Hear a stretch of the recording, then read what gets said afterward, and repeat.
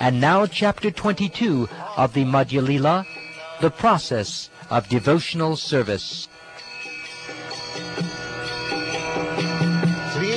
Krishna Caitanya Prabhu Nityananda Shri Advaita Gadadha Shivasati Gaurabhakta.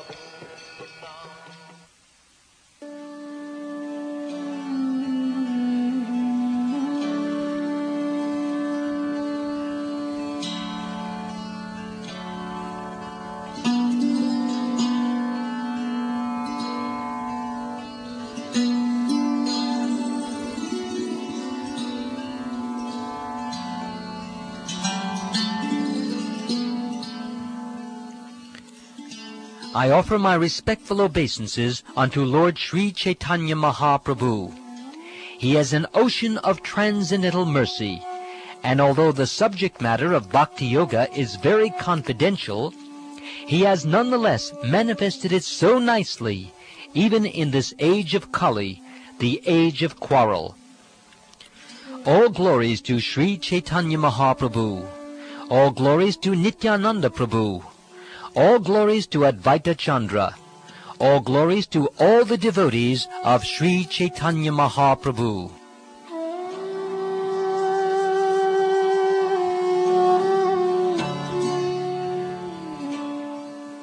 Sri Chaitanya Mahaprabhu said, I have described one's relation with Krishna in various ways. This is the subject matter of all the Vedas. Krishna is the center of all activities. Now I shall speak about the characteristics of devotional service by which one can attain the shelter of Krishna and his loving, transcendental service. A human being's activities should be centered only about devotional service to Lord Krishna. That is the verdict of all Vedic literatures, and all saintly people have ascertained this. Great sages have said to the Lord, when the mother Vedas, or Shruti, is questioned as to whom to worship, she says that you are the only Lord and worshipable object. Similarly, the corollaries of the Shruti Shastras, the Smriti Shastras, give the same instructions, just like sisters. The Puranas, which are like brothers, follow in the footsteps of their mother. O enemy of the demon Mura, the conclusion is that you are the only shelter. Now I have understood this in truth.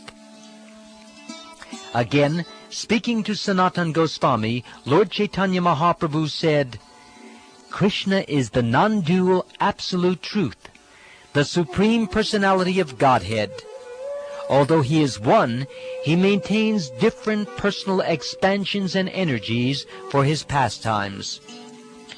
Krishna expands himself in many forms. Some of them are personal expansions, and some are separate expansions. Thus he performs pastimes in both the spiritual and material worlds. The spiritual worlds are the Vaikuntha planets, and the material universes are Brahmandas, gigantic globes governed by Lord Brahma. Expansions of his personal self, like the quadruple manifestations of Sankarshan, Pradyumna, Aniruddha, and Vasudeva, descend as incarnations from Vaikuntha to this material world. The separated expansions are living entities. Although they are expansions of Krishna, they are counted among his different potencies.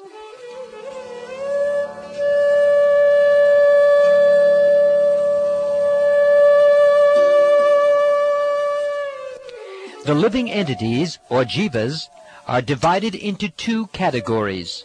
Some are eternally liberated, and others are eternally conditioned. Those who are eternally liberated are always awake to Krishna consciousness, and they render transcendental loving service at the feet of Lord Krishna. They are to be considered eternal associates of Krishna, and they are eternally enjoying the transcendental bliss of serving Krishna. Apart from the ever-liberated devotees, there are the conditioned souls, who always turn away from the service of the Lord. They are perpetually conditioned in this material world, and are subjected to the material tribulations brought about by different bodily forms in hellish conditions. Due to his being opposed to Krishna consciousness, the conditioned soul is punished by the witch of the external energy, Maya. He is thus ready to suffer the threefold miseries. Miseries brought about by the body and mind, the inimical behavior of other living entities, and natural disturbances caused by the demigods. In this way, the conditioned soul becomes the servant of lusty desires, and when these are not fulfilled, he becomes a servant of anger, and continues to be kicked by the external energy, Maya. Wandering and wandering throughout the universe, he may by chance get the association of a devotee physician, whose instructions and hymns make the witch of external energy flee. The conditioned soul thus gets into touch with the devotional service of Lord Krishna, and in this way he can approach nearer and nearer to the Lord. O my Lord, there is no limit to the unwanted orders of lusty desires. Although I have rendered them so much service, they have not shown any mercy to me. I have not been ashamed to serve them, nor have I even desired to give them up. O my Lord, O head of the Yadu dynasty, recently, however, my intelligence has been awakened, and now I am giving them up. Due to transcendental intelligence, I now refuse to obey the unwanted orders of these desires, and I now come to you to surrender myself at your fearless lotus feet. Kindly engage me in your personal service and save me. Devotional service to Krishna is the chief function of the living entity. There are different methods for the liberation of the conditioned soul: karma, jnana, yoga, and bhakti, but all are dependent on bhakti. But for devotional service, all other methods for spiritual self-realization are weak and insignificant. Unless one comes to the devotional service of Lord Krishna, jnana and yoga cannot give the desired results.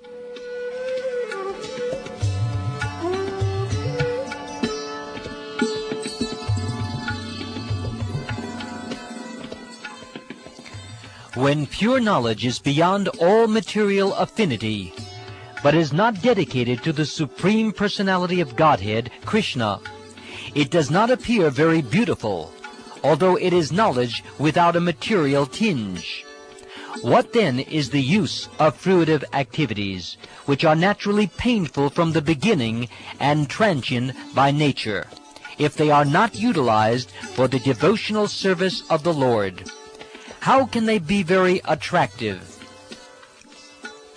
Those who perform severe austerities and penances, those who give away all their possessions out of charity, those who are very famous for their auspicious activity, those who are engaged in meditation and mental speculation, and even those who are very expert in reciting the Vedic mantras, are not able to obtain any auspicious results, although they are engaged in auspicious activities, if they do not dedicate their activities to the service of the Supreme Personality of Godhead. I therefore repeatedly offer my respectful obeisances unto the Supreme Personality of Godhead, whose glories are always auspicious. Speculative knowledge alone, without devotional service, is not able to give liberation. On the other hand, even without knowledge, one can obtain liberation if one engages in the Lord's devotional service. My dear Lord, devotional service unto you is the only auspicious path. If one gives it up simply for speculative knowledge, or the understanding that these living beings are spirit souls and the material world is false, he undergoes a great deal of trouble. He only gains troublesome and inauspicious activities. His endeavors are like beating a husk that is already devoid of rice. One's labor becomes fruitless.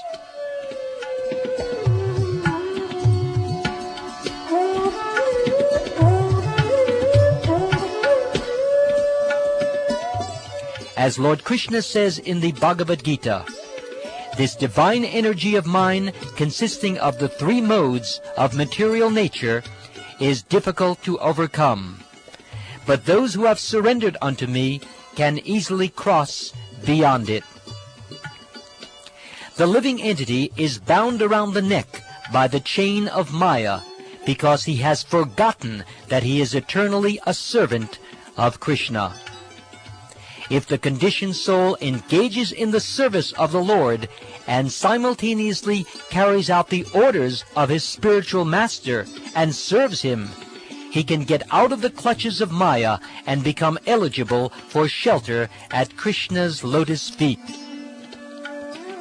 The followers of the Varnashram institution accept the regulative principles of the four social orders, Brahman, Kshatriya, Vaishya, and Shudra, and four spiritual orders, Brahmacharya, Grahastha, Vanaprastha, and Sannyas.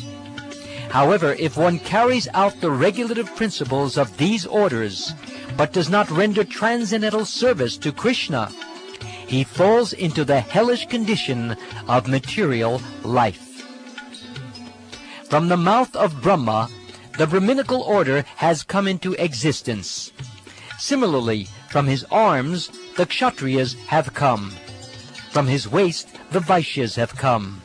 And from his legs, the Shudras have come. These four orders and their spiritual counterparts, Brahmacharya, Grahastha, Vanaprastha, and Sannyas, combine to make human society complete. If one simply maintains an official position in the four Varnas and Ashrams, but does not worship the Supreme Lord Vishnu, he falls down from his puffed-up position into a hellish condition.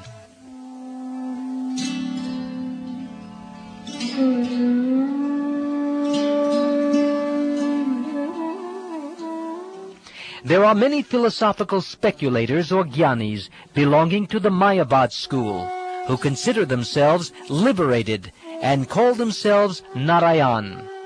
However, their intelligence is not purified unless they engage in Krishna's devotional service. As mentioned in the Srimad Bhagavatam, O lotus-eyed one, those who think they are liberated in this life, but do not render devotional service to you, must be of impure intelligence. Although they accept severe austerities and penances, and rise to the spiritual position to impersonal Brahman realization, they fall down again because they neglect to worship your lotus feet. Krishna is compared to sunshine, and Maya is compared to darkness. Wherever there is sunshine, there cannot be darkness. As soon as one takes to Krishna consciousness, the darkness of illusion, the influence of the external energy, will immediately vanish. The external illusory energy of Krishna, known as Maya, is always ashamed to stand in front of Krishna, just as darkness is ashamed to remain before the sunshine. However, that Maya bewilders unfortunate people who have no intelligence. Thus they simply boast that this material world is theirs, and that they are its enjoyers. One is immediately freed from the clutches of Maya if he seriously and sincerely says, My dear Lord Krishna, although I have forgotten you for so many long years in the material world, today I am surrendering unto you.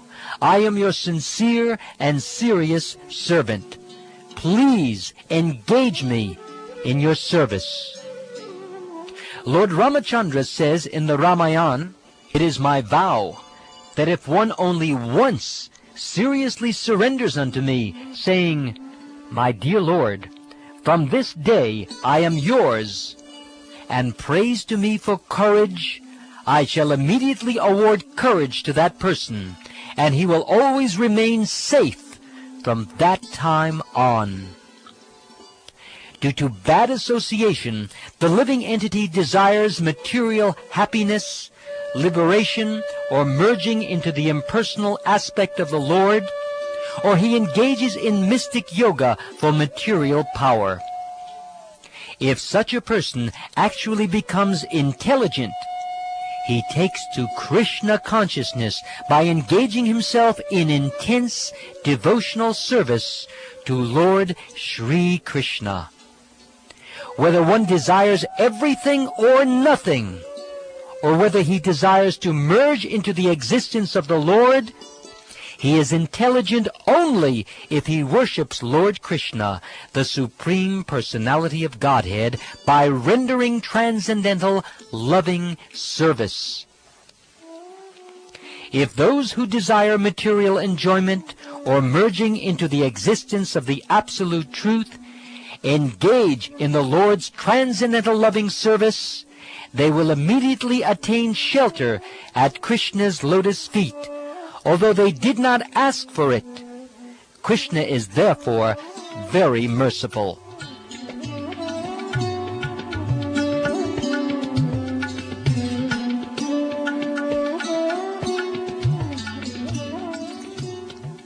Krishna says, "If one engages in my transcendental loving service, but at the same time wants the opulence of material enjoyment, he is very, very foolish.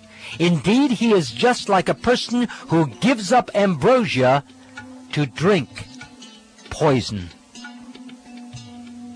Since I am very intelligent, why should I give this fool material prosperity? Instead, I shall induce him to take the nectar of the shelter of my lotus feet and make him forget illusory material enjoyment." Whenever Krishna is requested to fulfill one's desire, he undoubtedly does so, but he does not award anything which, after being enjoyed, will cause someone to petition him again and again to fulfill further desires. When one has other desires but engages in the Lord's service, Krishna forcibly gives one shelter at his lotus feet, where one will forget all other desires. When someone engages in Lord Krishna's devotional service for the satisfaction of the senses, and instead acquires a taste to serve Krishna, he gives up his material desires and willingly offers himself as an eternal servant of Krishna. When he was being benedicted by the Supreme Personality of Godhead, Dhruva Maharaj said, "O my Lord, because I was seeking an opulent material position, I was performing severe types of penance and austerity. Now I have gotten you, who are very difficult for the great demigods, saintly persons, and kings to attain. I was searching after a piece of glass, but instead I have found a most valuable jewel. Therefore I am so satisfied that I do not wish to ask any benediction from you." There are unlimited conditioned souls who are bereft of Lord Krishna's service. Not knowing how to cross the ocean of nations, they are scattered by waves of time and tide. However, some are fortunate to contact devotees, and by this contact they are delivered from the ocean of nescience, just as a log floating down a river accidentally washes upon the bank. As mentioned in the Srimad Bhagavatam, because I am so fallen, I shall never get a chance to see the Supreme Personality of Godhead. This was my false apprehension. Rather, by chance, a person as fallen as I am may get to see the Supreme Personality of Godhead. Although one is being carried away by the waves of the river of time, one may eventually reach the shore. By good fortune, one becomes eligible to cross the ocean of nescience, and when one's term of material existence decreases, one may get an opportunity to associate with pure devotees. By such association, one's attraction to Krishna is awakened.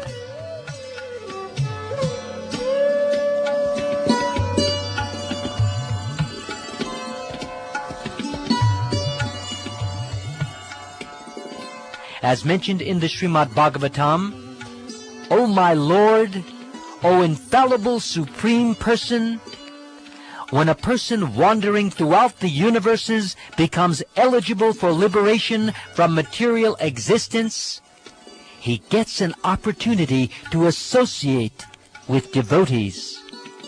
When he associates with devotees, his attraction for you is awakened. You are the Supreme Personality of Godhead, the highest goal of the Supreme Devotees, and the Lord of the universe. Krishna is situated in everyone's heart as Chaitya Guru, the spiritual master within. When he is kind to some fortunate conditioned soul, he personally gives one lessons to progress in devotional service, instructing the person as the super soul within and the spiritual master without. O my Lord, transcendental poets and experts in spiritual science could not fully express their indebtedness to you, even if they were endowed with the prolonged lifetime of Brahma.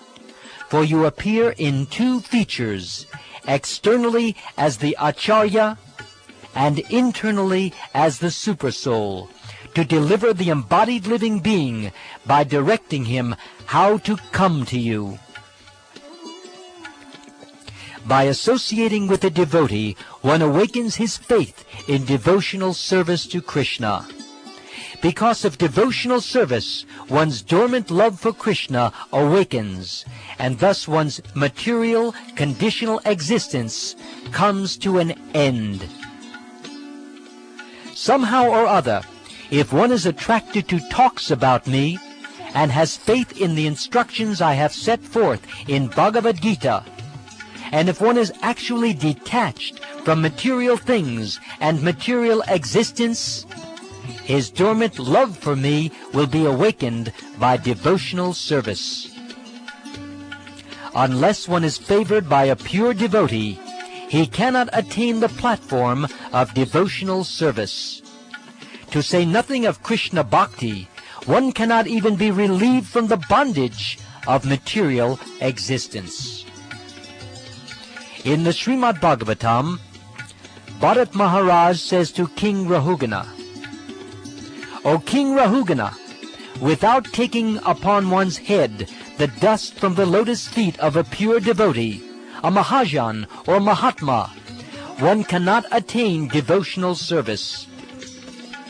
Devotional service is not possible to attain simply by undergoing severe austerities and penances, by gorgeously worshipping the deity, or by strictly following the rules and regulations of the sannyas or grahastha order, nor by studying the Vedas, submerging oneself in water, or exposing oneself to fire or scorching sunlight.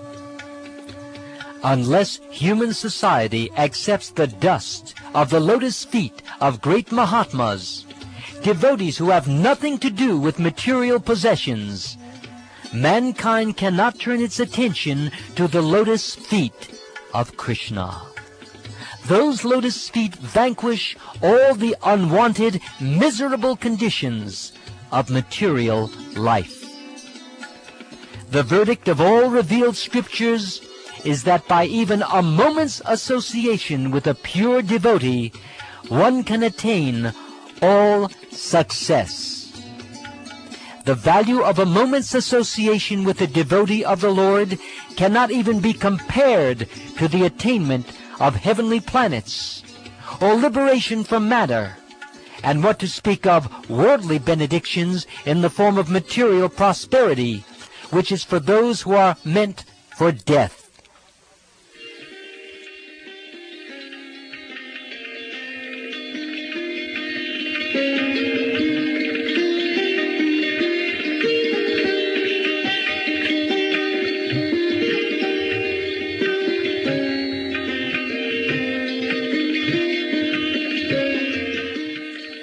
Krishna is so merciful that simply by aiming his instructions at Arjuna, he has given protection to the whole world.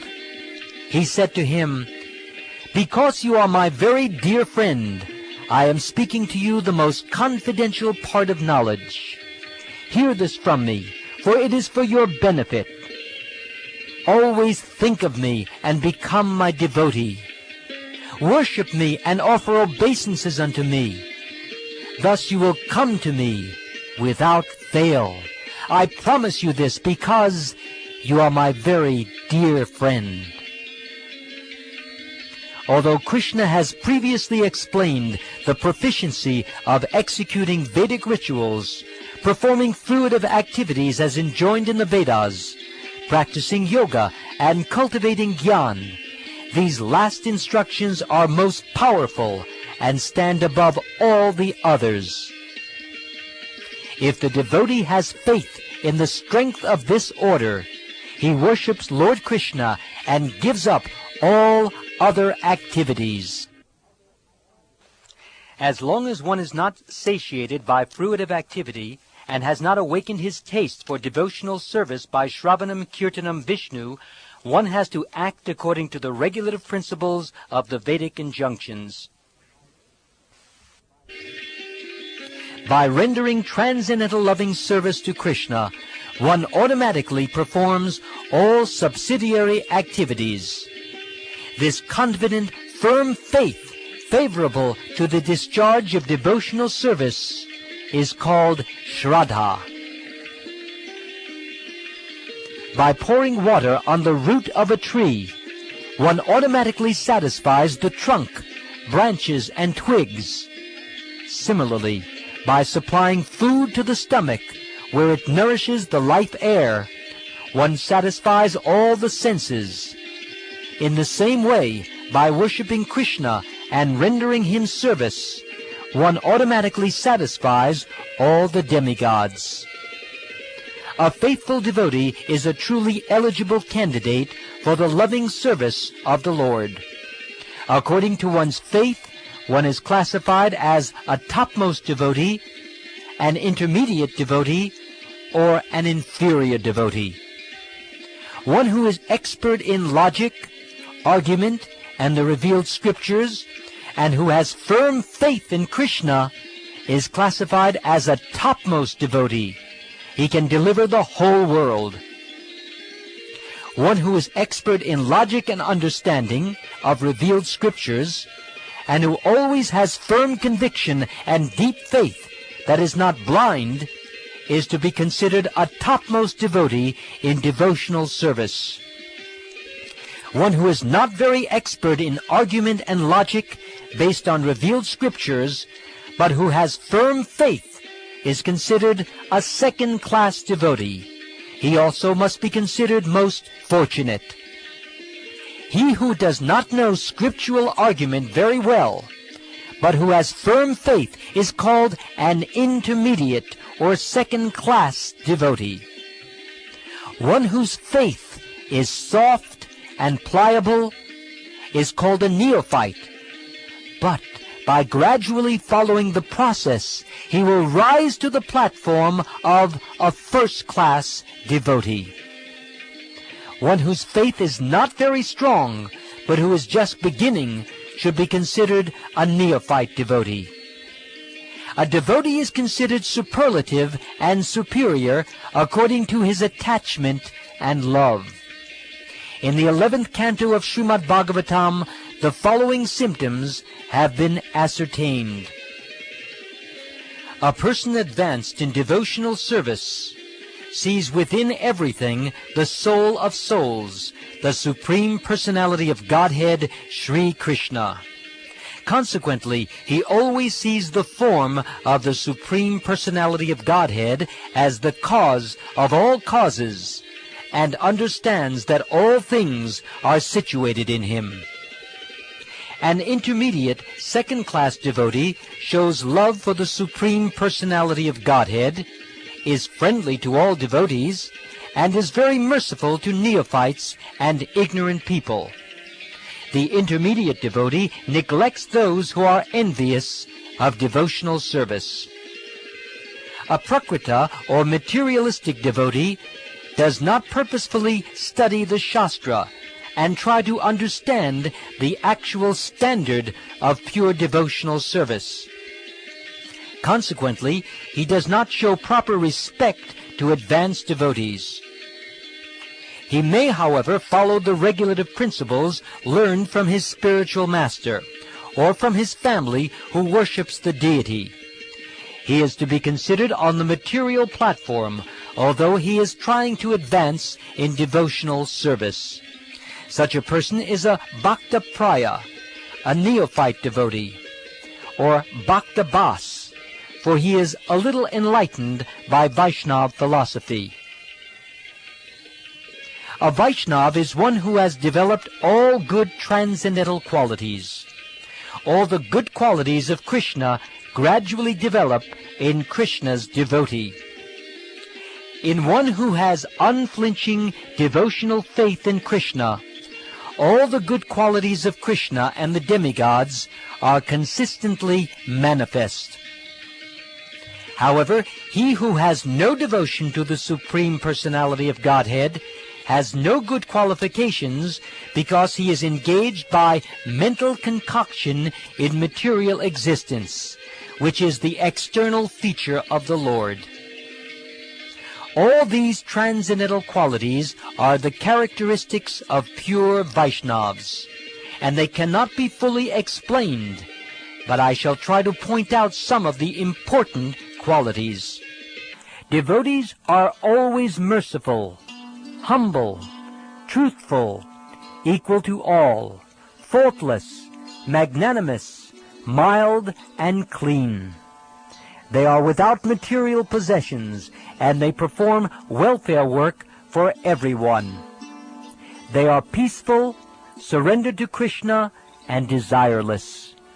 They are indifferent to material acquisitions, and are fixed in devotional service.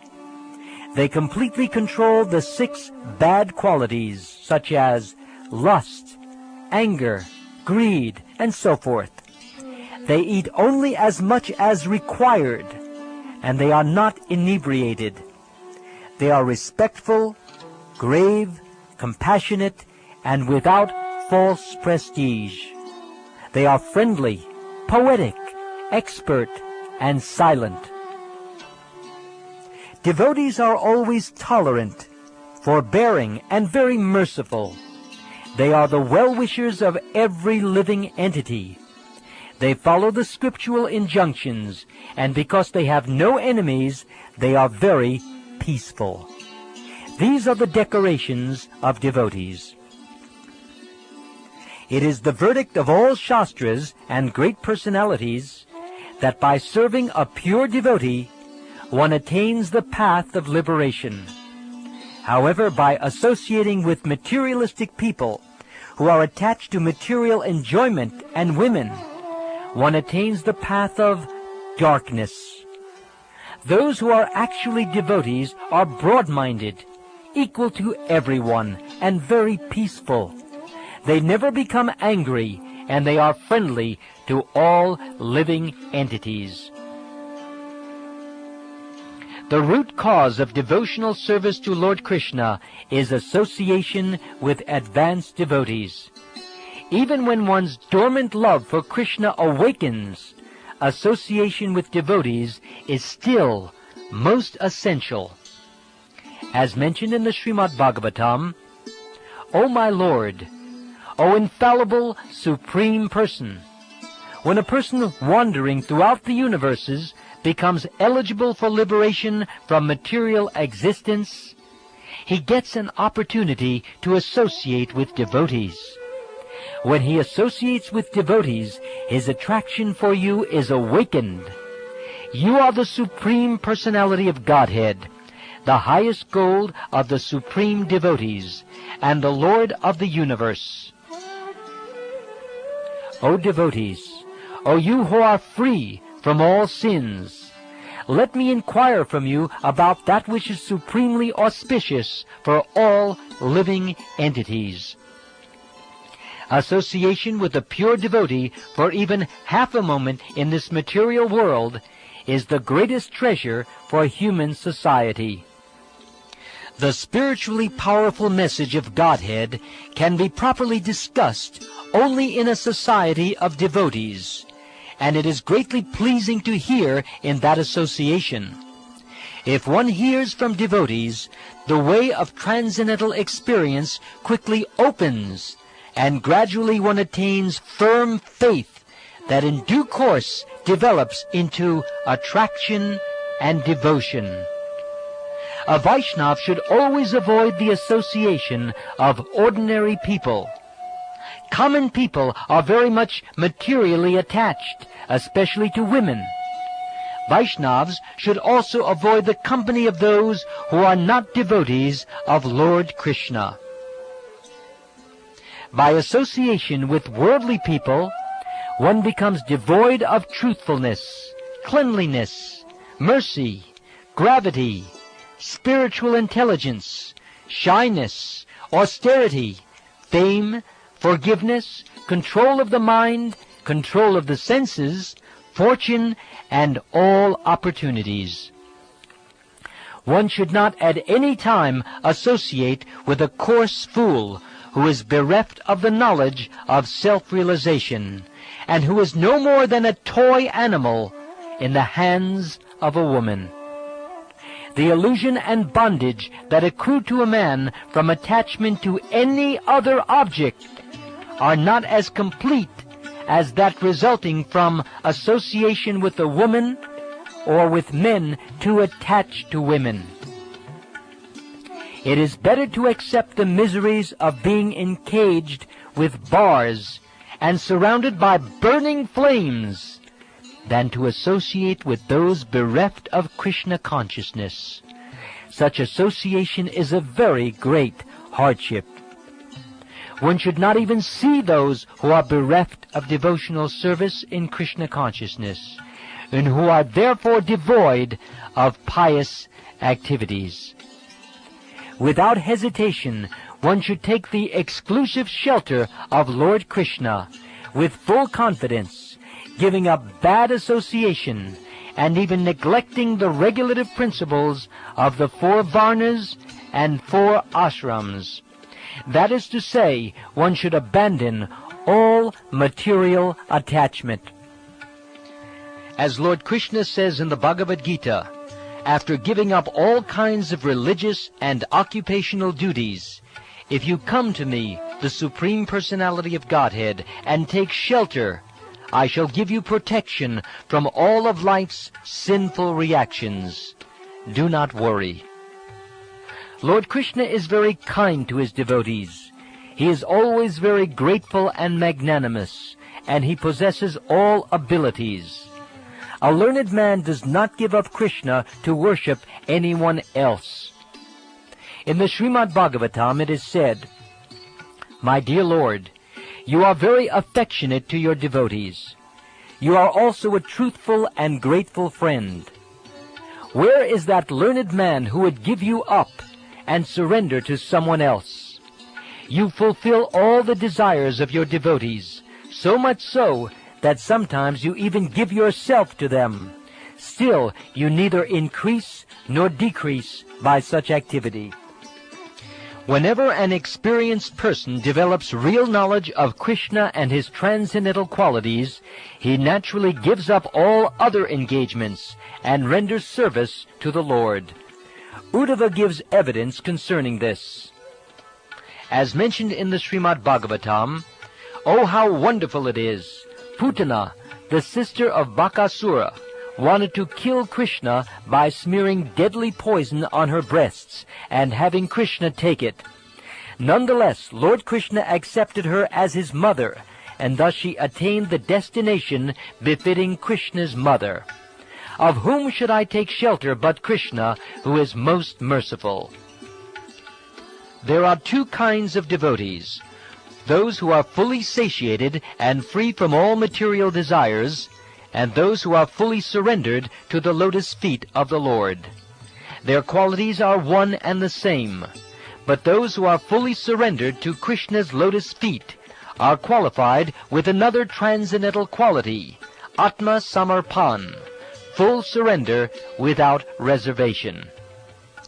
The 6 divisions of surrender are the acceptance of those things favorable to devotional service, the rejection of unfavorable things, the conviction that Krishna will give protection, the acceptance of the Lord as one's guardian or master, and full self-surrender and humility.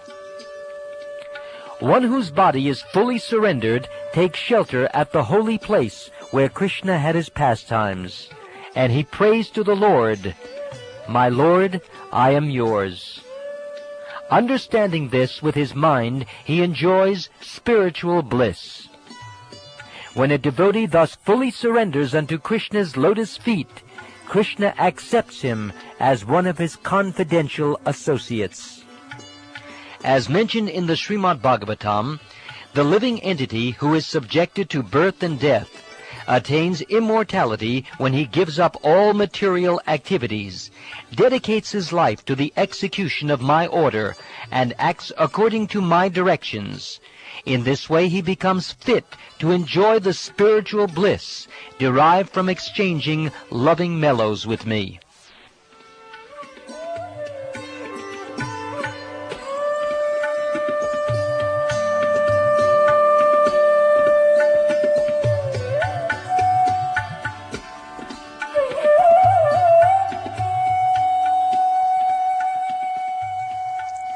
My dear Sanatan, please now hear about the regulative principles for the execution of devotional service.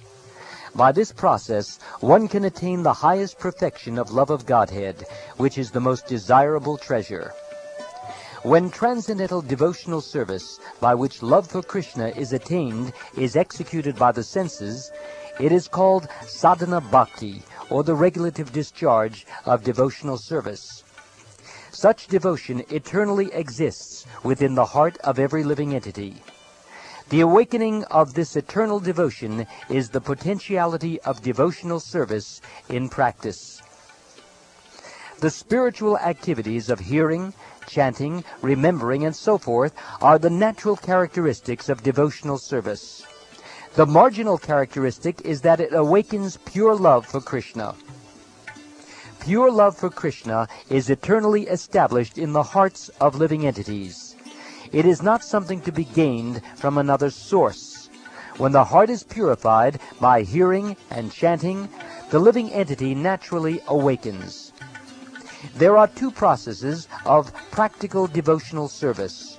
One is regulative devotional service, and the other is spontaneous devotional service. Those who have not attained the platform of spontaneous attachment in devotional service render devotional service under the guidance of a bona fide spiritual master, according to the regulative principles mentioned in the revealed scriptures. According to the revealed scriptures, this kind of devotional service is called Vaidhi Bhakti. In the Srimad Bhagavatam it is said, "O descendant of Bharat, O Maharaj Pariksit, the Supreme Personality of Godhead, who is situated in everyone's heart as Paramatma, who is the Supreme Controller, and who always removes the miseries of living entities, must always be heard about from reliable sources, and he must be glorified and remembered by one who wishes to become fearless. From the mouth of Brahma, the Brahminical order has come into existence. Similarly, from his arms, the Kshatriyas have come. From his waist, the Vaishyas have come, and from his legs, the Shudras have come. These four orders and their spiritual counterparts, Brahmacharya, Grahastha, Vanaprastha, and Sannyas, combine to make human society complete. If one simply maintains an official position in the four varnas and ashrams, but does not worship the Supreme Lord Vishnu, he falls down from his puffed-up position into a hellish condition. Krishna is the origin of Lord Vishnu. He should always be remembered and never forgotten at any time. All the rules and prohibitions mentioned in the Shastras should be the servants of these two principles.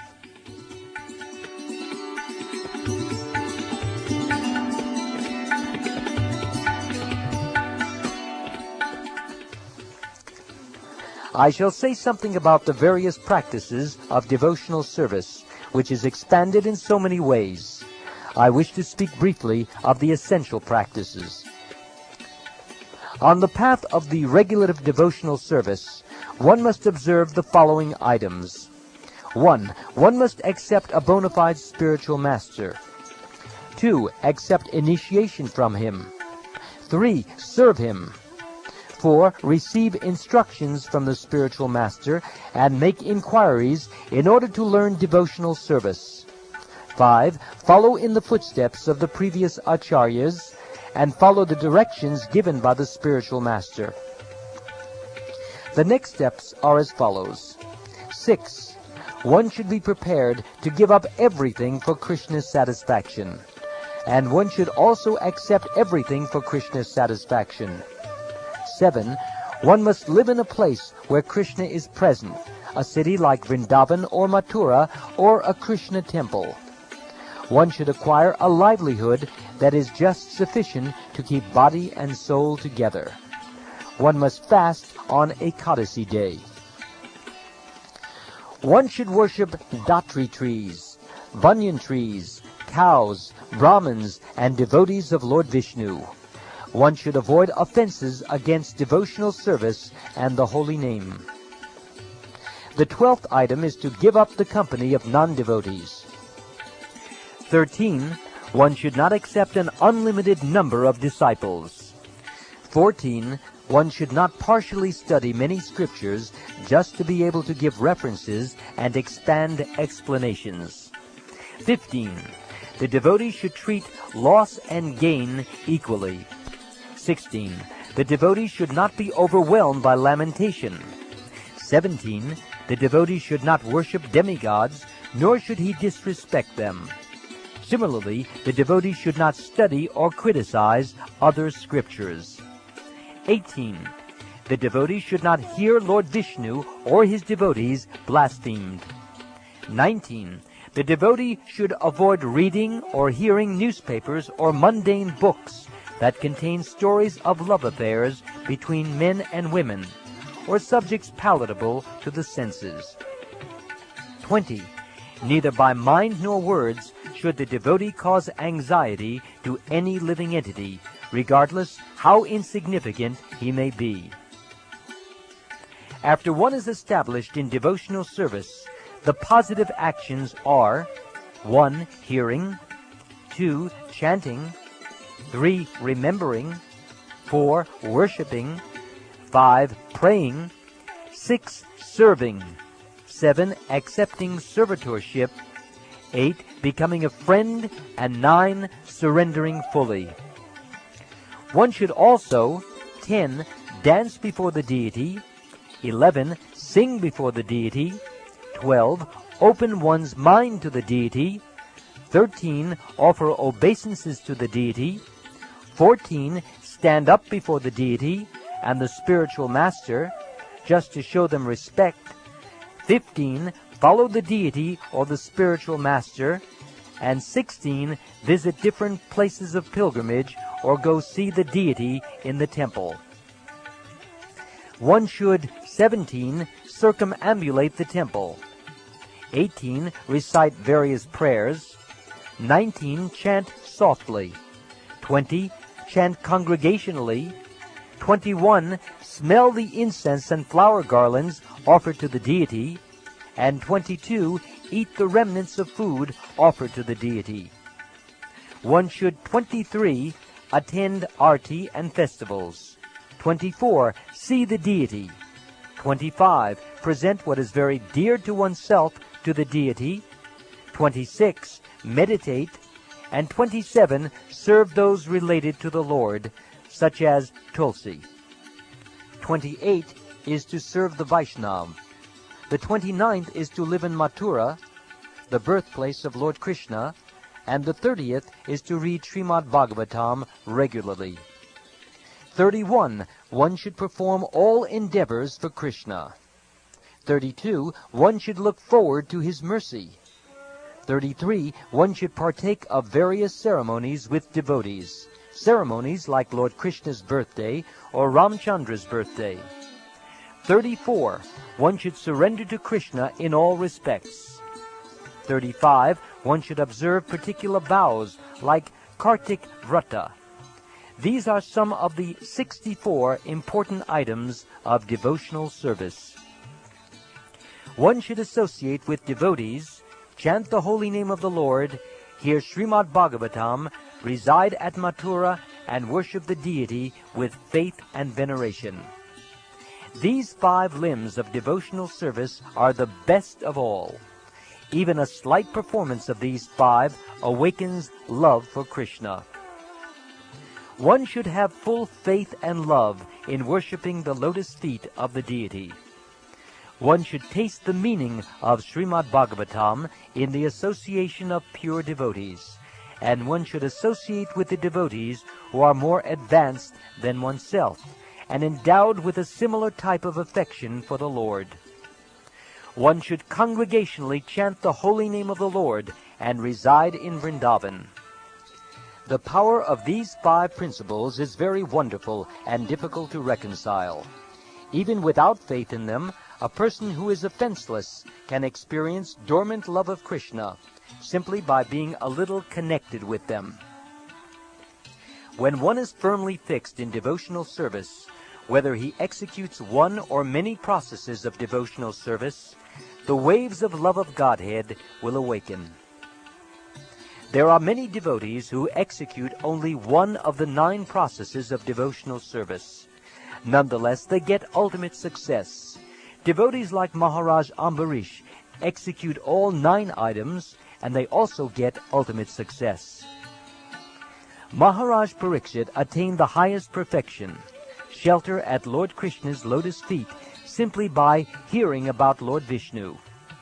Shukdev Goswami attained perfection simply by reciting Srimad Bhagavatam. Prahlad Maharaj attained perfection by remembering the Lord. The goddess of fortune attained perfection by massaging the transcendental legs of Mahavishnu. Maharaj Prithu attained perfection by worshipping the deity, and Akrura attained perfection by offering prayers unto the Lord. Vajrangaji, or Hanuman, attained perfection by rendering service to Lord Ramachandra, and Arjuna attained perfection simply by being Krishna's friend. Bali Maharaj attained perfection by dedicating everything to the lotus feet of Krishna. Maharaj Ambarish always engaged his mind at the lotus feet of Krishna, his words in describing the spiritual world and the Supreme Personality of Godhead, his hands in cleansing and washing the Lord's temple, his ears in hearing topics about the Supreme Lord, his eyes in seeing the deity of Lord Krishna in the temple, his body in touching the lotus feet of Vaishnavas and embracing them, his nostrils in smelling the aroma of the tulsi leaves offered to Krishna's lotus feet, his tongue in tasting food offered to Krishna, his legs in going to places of pilgrimage like Vrindavan and Mathura or to the Lord's temple, and his head in touching the lotus feet of the Lord and offering him prayers. Thus Maharaj Ambarish desired only to serve the Lord faithfully. In this way, he engaged his senses in the transcendental loving service of the Lord. As a result, he awakened his dormant loving propensity for the Lord's service. If a person gives up all material desires and completely engages in the transcendental loving service of Krishna, as enjoined in revealed scriptures, he is never indebted to demigods, sages, or forefathers.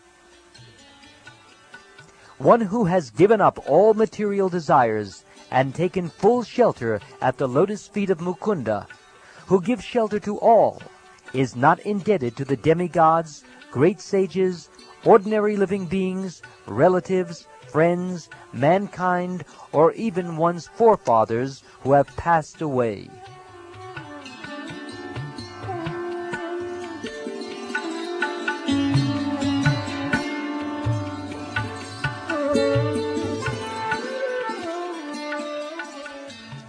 Although the pure devotee does not follow all the regulative principles of Varnashram, he worships the lotus feet of Krishna.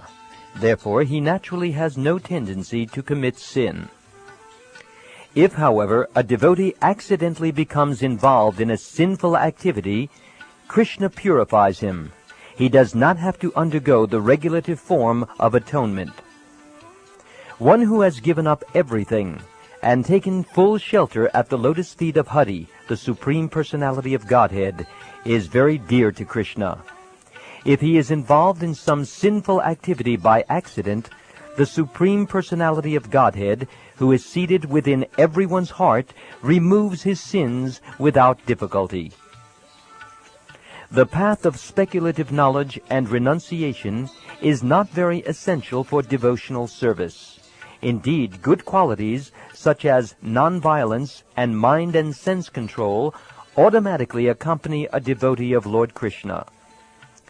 As mentioned in the Srimad Bhagavatam, for one who is fully engaged in my devotional service, whose mind is fixed on me in bhakti yoga, the path of speculative knowledge and dry renunciation is not very beneficial. And in the Skanda Purana, the sage says, "O hunter, good qualities like non-violence, which you have developed, are not very astonishing, for those who are engaged in the Lord's devotional service are never inclined to give pain to others because of envy." My dear Sanatan, I have now in detail described devotional service according to the regulative principles. Now hear from me about spontaneous devotional service and its characteristics.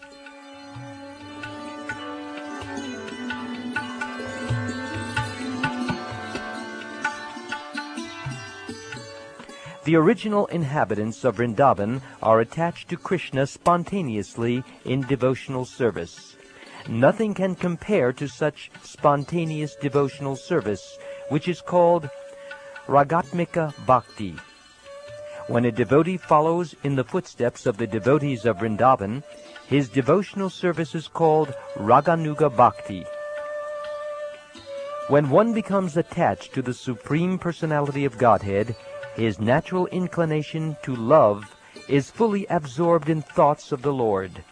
That is called transcendental attachment, and devotional service according to that attachment is called Ragatmika, or spontaneous devotional service. The primary characteristic of spontaneous love is deep attachment for the Supreme Personality of Godhead. Absorption in him is a marginal characteristic. Thus, devotional service, which consists of raga or deep attachment, is called ragatmika, spontaneous, loving service. If a devotee covets such a position, he is considered to be most fortunate.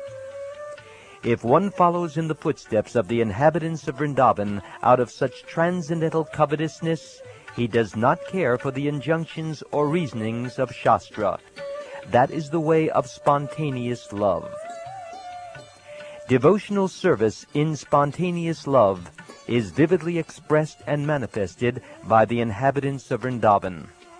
Devotional service that accords with their devotional service is called Raganuga Bhakti, or devotional service following in the wake of spontaneous, loving service.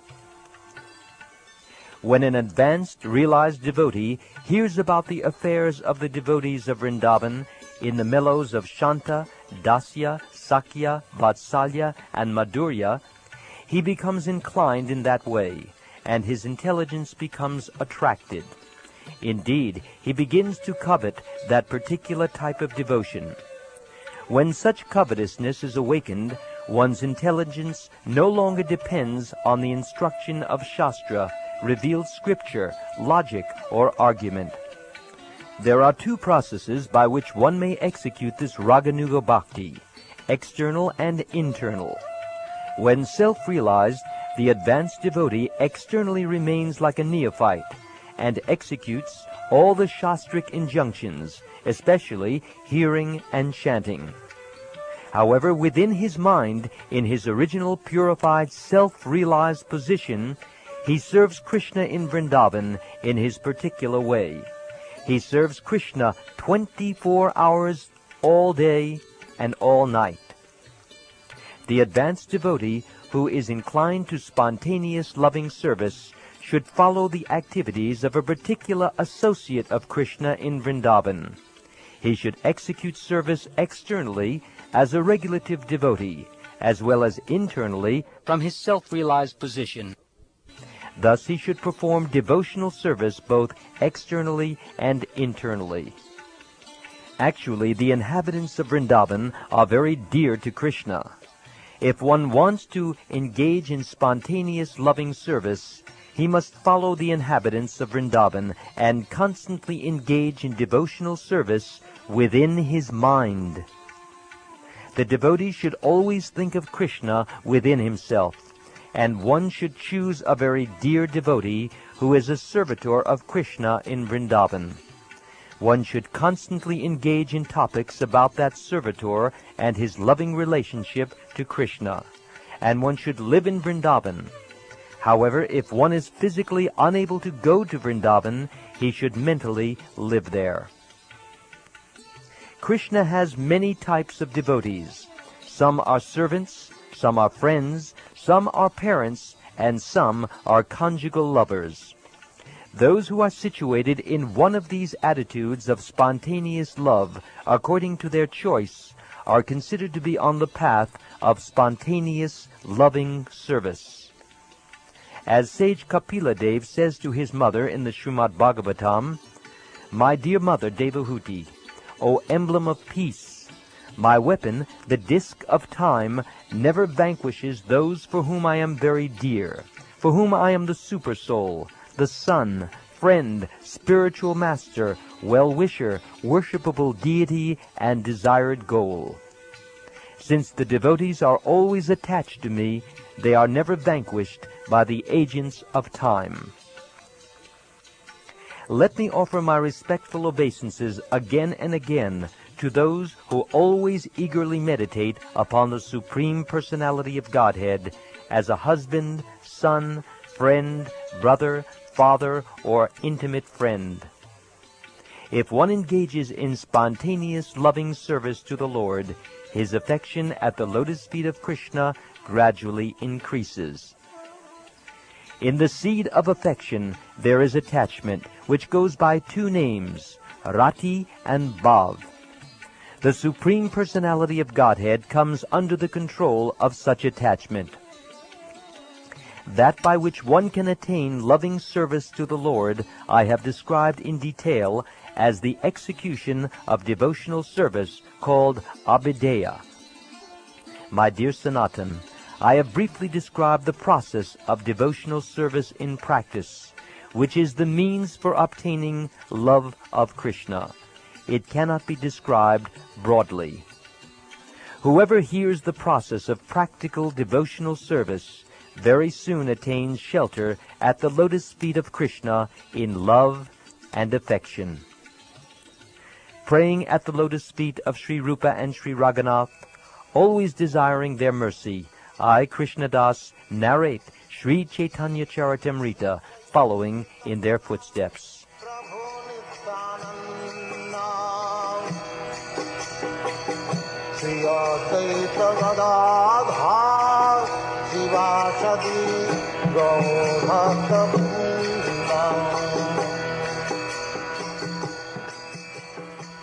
This ends Chapter 22 of the Madhya Lila, the process of devotional service.